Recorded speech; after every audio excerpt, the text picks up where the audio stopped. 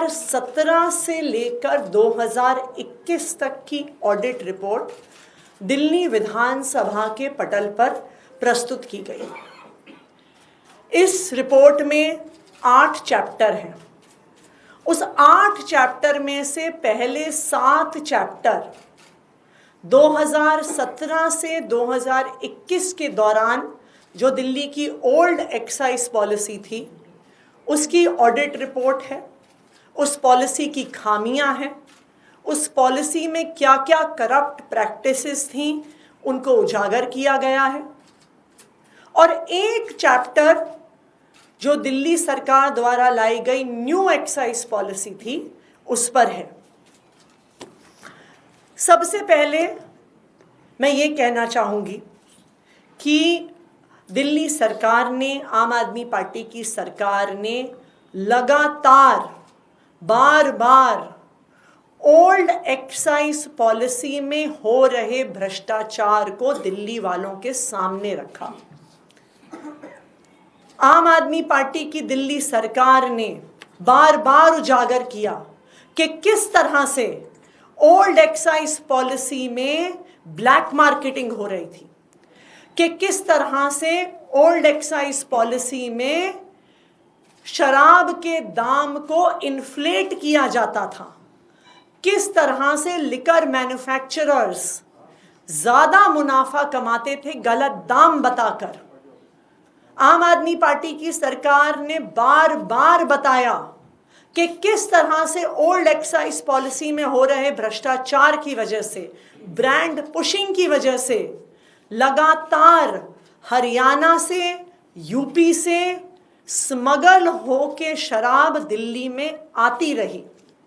और आज आम आदमी पार्टी सरकार की इस बात पर सीएजी की इस रिपोर्ट ने मोहर लगा दी है कि ओल्ड एक्साइज पॉलिसी जो 2017 से 2021 तक चली उसमें हर प्रकार का भ्रष्टाचार हुआ। क्या कहती है ये CAG report?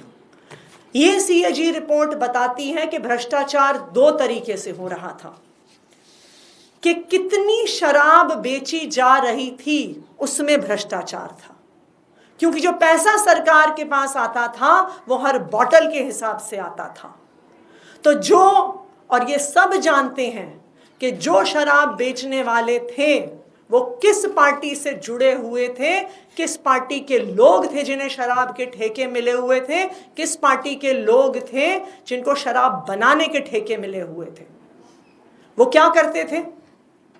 Bottle bye bottle जब एक्साइज कैलकुलेट होता था तो वो फर्जीवाड़ा करते थे ये दिखाने में कि कितनी बोतलें बेची गईं।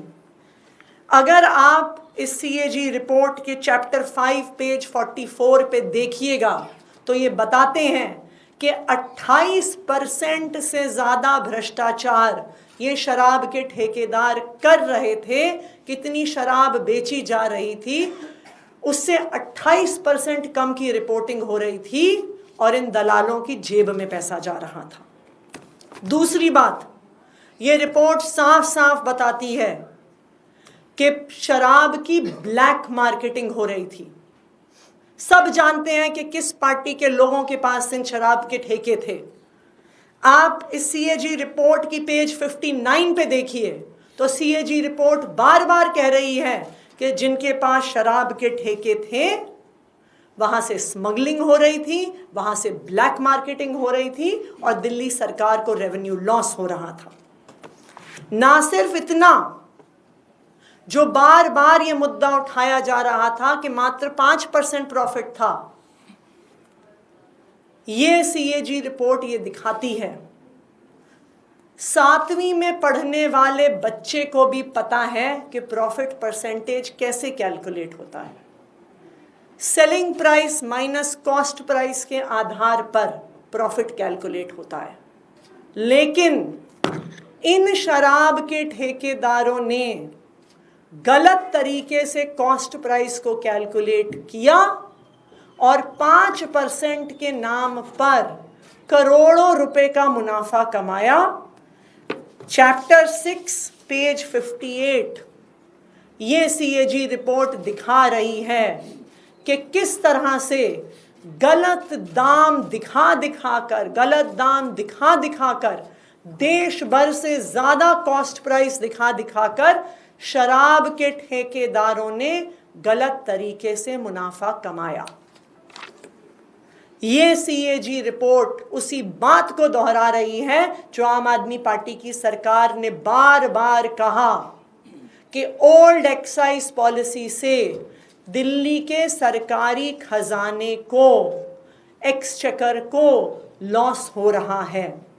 ना सिर्फ इतना, इस पॉलिसी की वजह से लगातार स्मगलिंग होके दारू, शराब दिल्ली में आ रही थी। कहां से आ रही थी? उत्तर प्रदेश से आ रही थी, हरियाणा से आ रही थी। सब जानते हैं कि किस पार्टी की सरकार वहां पे है और उस स्मगलिंग से किसको फायदा हो रहा था। तो आज सीएजी की रिपोर्ट ने इस बात को साबित कर दिया है कि आम आदमी पार्टी की सरकार ने ओल्ड एक्साइज पॉलिसी को हटाकर सही फैसला लिया। सीएजी रिपोर्ट बताती है कि जो नई एक्साइज पॉलिसी थी, इंक्रीज्ड ट्रांसपेरेंसी थी उसमें ब्लैक मार्केट सेल्स को कर्ब करने के तरीके थे और उसमें दिल्ली सरकार के रेवेन्यू को बढ़ाने के तरीके थे। ये मैं नहीं कह रही हूं, आज मैं तो कई सालों से कह रही हूं, लेकिन आज सीएजी रिपोर्ट बता रही है अपने 8वें चैप्टर में कि जो न्यू एक्साइज पॉलिसी 2021 में दिल्ली सरकार, आम आदमी पार्टी की सरकार लेके आई, उस एक्साइज पॉलिसी के माध्यम से दिल्ली सरकार का खजाना बढ़ना चाहिए था। उस पॉलिसी में ट्रांसपेरेंसी थी, उस पॉलिसी में स्मगलिंग रोकने के तरीके थे, उस पॉलिसी में ब्लैक मार्केटिंग रोकने के तरीके थे। और जैसा हमने देखा, यही पॉलिसी पंजाब में इंप्लीमेंट हुई। और जब पंजाब में 2022 में ये पॉलिसी इंप्लीमेंट हुई तो हम देख सकते हैं 2021-22 में पंजाब का एक्साइज रेवेन्यू 6,158 करोड़ था, जो नई एक्साइज पॉलिसी के आने से मात्र एक साल में बढ़कर 8,841 करोड़ पर पहुंच गया।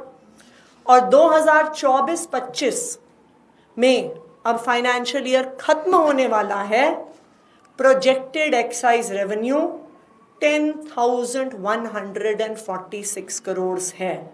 यानी 2021 से 2025 में इस न्यू एक्साइज पॉलिसी से, जो ट्रांसपेरेंट है, जो स्मगलिंग रोकती है, जो ब्लैक मार्केटिंग रोकती है, उसमें पंजाब में 65% इंक्रीज इन रेवेन्यू हुआ है। सीएजी रिपोर्ट ये भी बताती है कि अगर ये पॉलिसी दिल्ली में ठीक तरीके से इंप्लीमेंट होती तो दिल्ली की एक्साइज रेवेन्यू 4,108 करोड़ से बढ़कर 8,911 करोड़ तक पहुंच जाता, मात्र एक साल में। तो अब जो सवाल दिल्ली वालों के सामने है, अब जो सवाल देश के सामने है कि एक खराब पॉलिसी हटाकर एक अच्छी पॉलिसी लाई गई, एक ट्रांसपेरेंट पॉलिसी लाई गई, लेकिन उस पॉलिसी का ठीक से इम्प्लीमेंटेशन नहीं हुआ तो वो 8,900 करोड़ तक सरकार का खजाना नहीं पहुंच पाया, 2,000 करोड़ कम रह गया। तो ये 2,000 करोड़ कम